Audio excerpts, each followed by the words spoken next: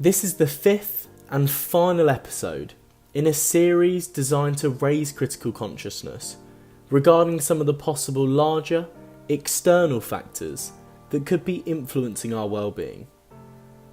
In episode 1, we contextualise critical consciousness as a process made up of two key components: critical reflections, an understanding of the contextual factors or conditions that can give rise to people's distress, as well as critical actions, the process of acting against these unfavourable conditions.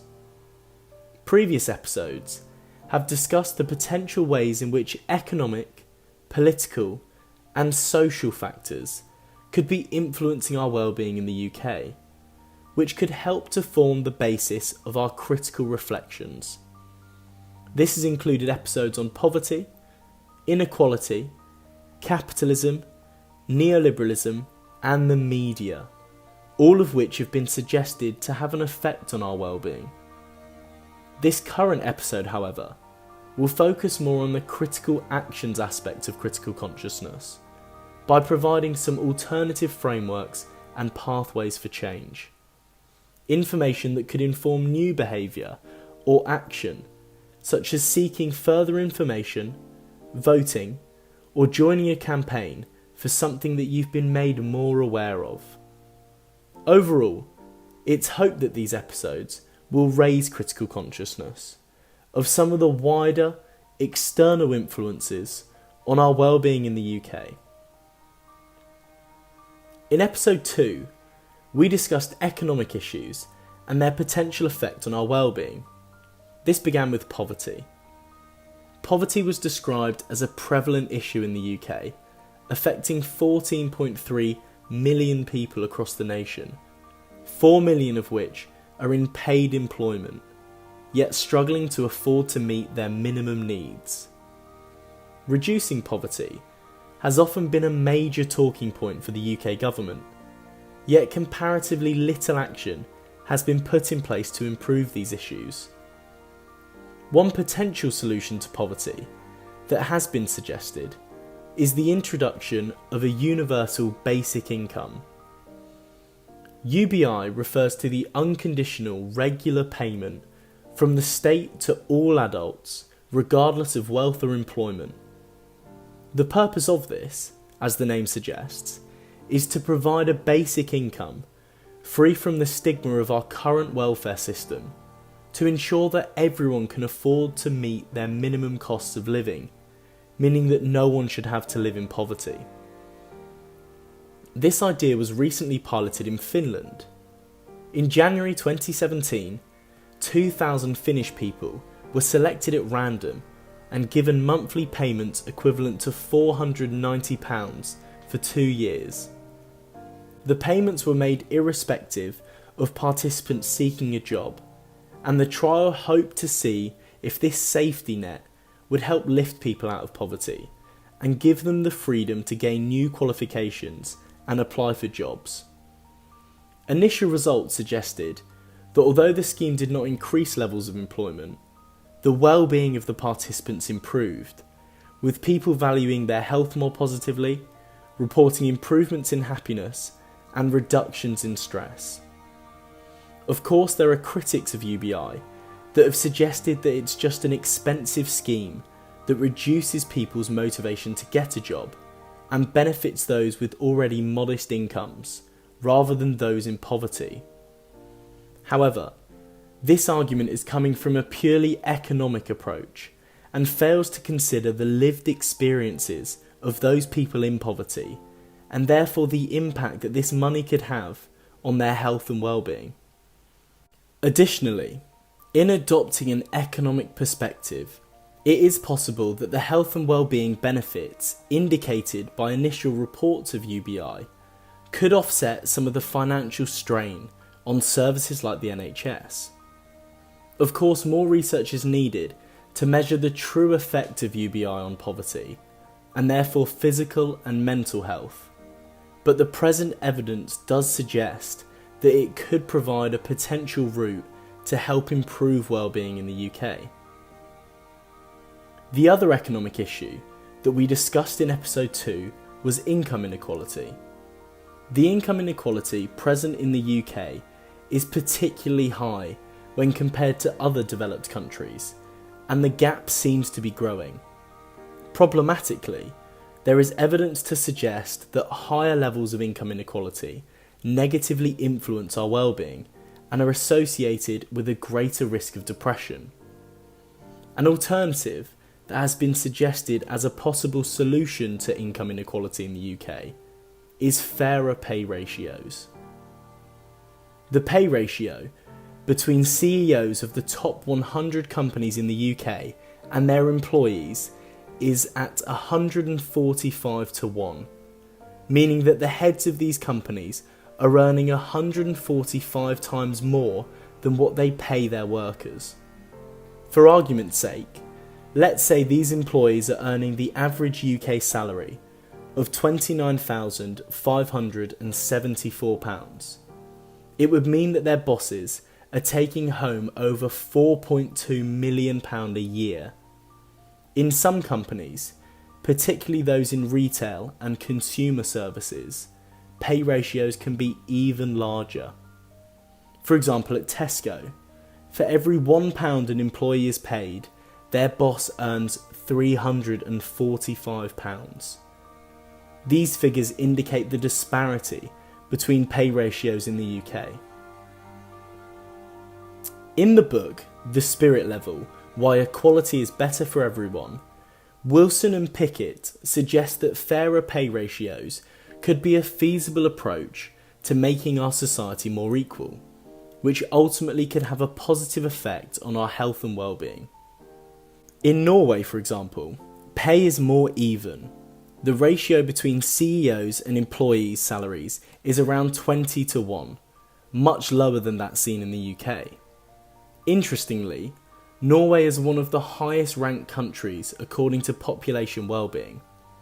Now, this is likely due to a number of factors, including Norway's high rates of employment, larger proportion of people completing higher education, good healthcare and life expectancy rates, as well as a stronger feeling of social support and community cohesion. Yet it also suggests the impact that lower income inequality and fairer pay ratios could have on mental health and well-being in a country. Such a strategy could be beneficial in the UK, and currently John Lewis seems to be at the forefront of this idea. The chairman of John Lewis earns 60 times more than the average employee salary, which, although still large, is considerably smaller than the gap between the company's competitors. Additionally, at John Lewis, employees are partners of the company and therefore receive an annual bonus for their share in the company's profits. They also have voting rights, meaning that they have a greater control in the direction of the company. Unsurprisingly then, due to its greater level of economic equality and autonomy, in 2018, John Lewis was ranked the best retailer to work for in the UK, as voted for by employees.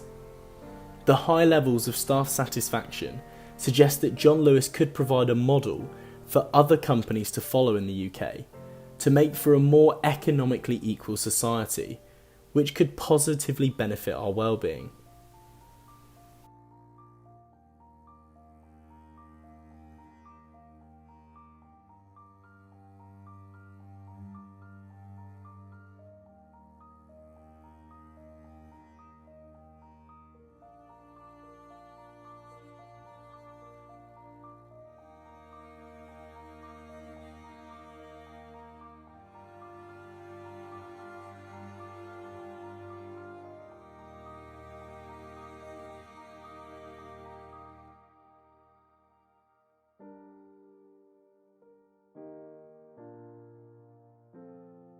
These precarious working conditions and job insecurities have been associated with physical and mental health issues, suggesting that our advanced capitalist system has created work-related stressors that negatively influence our well-being in the UK.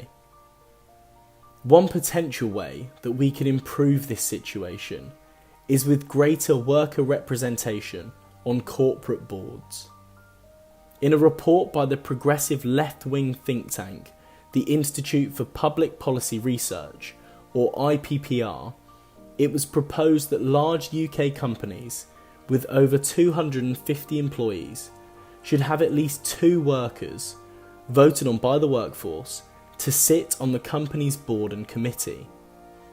This is to give the workers a voice in boardrooms, to represent their views and help in the decision-making processes of the company. The participation of workers on boards could also see employees better protected against some of the precarious working conditions and job insecurities that were mentioned to previously have a negative effect on our well-being. For instance, a recent longitudinal study investigated the impact that board-level employee representation had on corporations in Denmark, Sweden and Norway during and following the financial crisis from the 2008 Great Recession. Over the sample of 365 Scandinavian firms, it was reported that those with workers on their boards were less likely to reduce labour costs through simply employee dismissals and redundancies. Instead, these companies were able to negotiate and find alternative ways to offset the financial strain, such as work sharing, flexible time agreements, and company reorganisations. Ultimately, the study suggested that board-level employee representation can help reduce the likelihood of employee cuts during financially difficult periods. This suggests the greater worker representation on corporate boards could lower the effects that contemporary working conditions and job insecurities have on staff well-being. A further potential economic alternative to the exploitative working conditions that result from our capitalist system is the use of worker cooperatives. Cooperatives are participatory businesses that are owned and managed jointly by the employees who share in the company's profits. Workers actively participate in all of the decision-making processes of the company, from investments and allocation of resources to the distribution of profits. Because of this additional control, worker cooperatives are able to more effectively deal with times of economic hardship than resorting to employee dismissals and redundancies, as is a common reaction to financial strain in our capitalist system. For example, Mondragon is the world's biggest worker cooperative with around 84,000 employees worldwide. It is a Spanish worker-owned corporation with no outside investors or stakeholders controlling them. They still have managers, but these managers are voted on and organised by the employees. This increased control and flexibility aided the corporation well in 2009 when the economic crisis meant that most Spanish businesses had to lay off staff to lower their labour costs, leading to a 3.4 million person increase in the country's unemployment rate. Instead of resorting to staff dismissals, the workers at Mondragon were able to decide amongst themselves of how to deal with the economic hardship. This led to some cuts in wages and dividends, as well as relocation of staff to other cooperatives within the corporation, all to ensure that people would not lose their jobs. Mondragon has been massively successful, both in terms of employment and sales, when other companies have struggled to survive. Cooperatives therefore aim to benefit workers by protecting employees' interests, whilst also being as productive and efficient as their competitor companies. The evidence shows the potential benefits of cooperatives and suggests that they could provide a feasible alternative to the current harmful economic conditions in our capitalist system that are having a negative effect on the well-being of people in the UK. At the end of episode 3, we touched upon the issues of neoliberalism and the potential effect that its policy can have on our well-being. One of the things that often happens to countries under the influence of neoliberalism is austerity, which is defined as periods of cuts to public spending aimed to reduce government expenditure. austerity often leads to services becoming more stretched and strained as a result of job losses, longer hours, and larger workloads.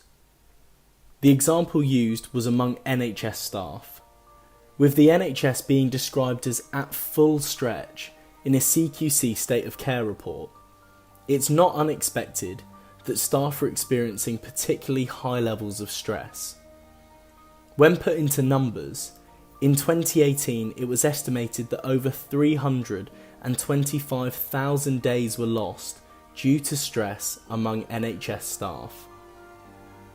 A suggested solution that is gathering growing support in the UK as a potential way to address the impact that austerity is having is that it is simply time to end austerity. In a publication for the Institute of Public Policy Research, it has been suggested that as a society we should make a shift from an austerity state to an investment state, to increase rather than cut social spending. There have been calls for the UK to match European levels of social spending, to spend more on health, education and welfare to address some of the negative effects and conditions that austerity has created. To achieve this would require slightly higher taxations on corporations and those with high and middle incomes, as is seen in our European neighbours. This money could be invested back into the UK social sector to improve some of the wider issues that are affecting our health and well-being, including health and care services to address health inequalities and rising mental health issues, the workforce to increase pay, productivity and high-skilled training, and economic security to tackle levels of poverty, debt and financial insecurity in the UK. Therefore, there is an argument to suggest that ending austerity and instead increasing social investment could be a viable solution to some of the economic and social issues in the UK that are having a negative impact on our well-being. Moving to episode 4, we discuss some of the possible ways in which the media encourages and promotes values of individualism, materialism and consumerism, apt to our capitalist consumer culture. For instance, through marketing tools like advertising and product placement, the media is able to create desire for products by associating them with lifestyle ideals and cultural values of status, happiness, and success. These media images can influence our opinions and actions, leading us to consume more food, drink, clothing, and so on. Additionally, with the more recent power and reach of social media, new cultural values and ideals are also being pushed through, seemingly with a particular focus on body image and beauty standards. Through the visual nature of this type of media, images are able to promote the fitness industry, the wellness industry, and the happiness industry, as well as the companies and products that are associated with achieving these. The constant exposure of such images can lead to an internalisation and pressure to live up to these standards, which in turn can negatively influence our well-being. For instance, evidence has suggested that social media exposure of fitness-related images, like gym bodies and healthy meals, leads to an increase in body dissatisfaction and negative mood as a result of social comparisons. Now, there's no easy solution to the effect that the media can have on us, but simply being aware of it is the start. If we are educated about these issues, then we become more informed and are able to assess the role that the media plays in our own lives, and possibly any action we could take to reduce its effects.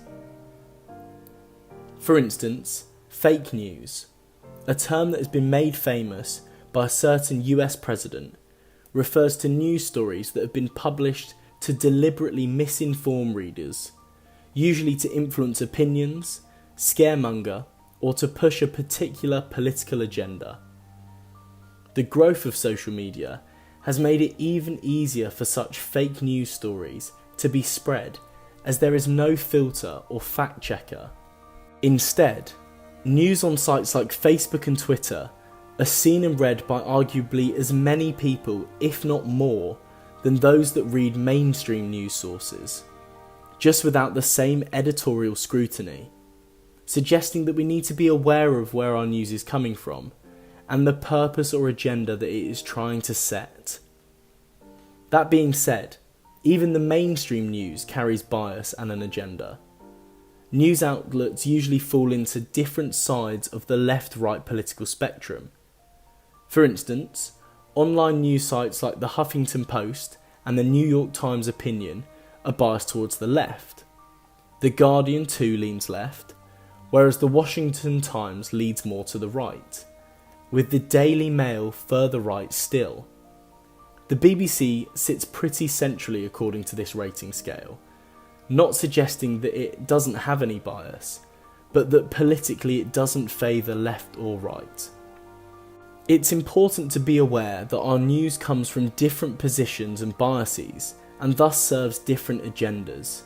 Therefore, getting your news and information from a variety of sources should provide you with a more balanced perspective, meaning that you are not being fed the same opinion, agenda and bias from one outlet continuously. Another potential solution to the influence that media can have on us is thinking about reducing our usage on social media to limit the exposure that ads and influencers can have on us. We don't need to go cold turkey on social media and cut it out completely as though this was an AA meeting, but it could be worth considering the influence that social media is having on you, and whether a short break or limiting the number of times you use it could be useful.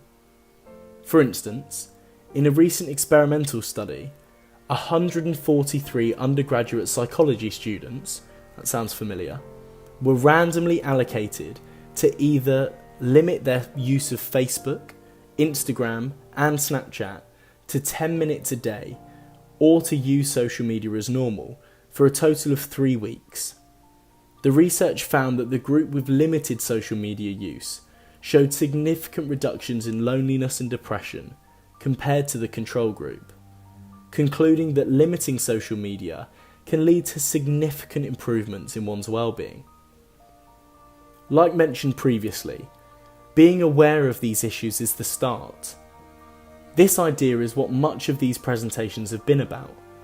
Episodes 1 to 4 have hoped to raise awareness of some of the possible economic, political and social factors that could influence our well-being in today's society. And this final episode has aimed to provide some potential alternative frameworks or pathways for action and change. Overall, we've wanted to explore whether sessions like these can help raise critical consciousness of some of the contemporary, contextual influences on our well-being in the UK.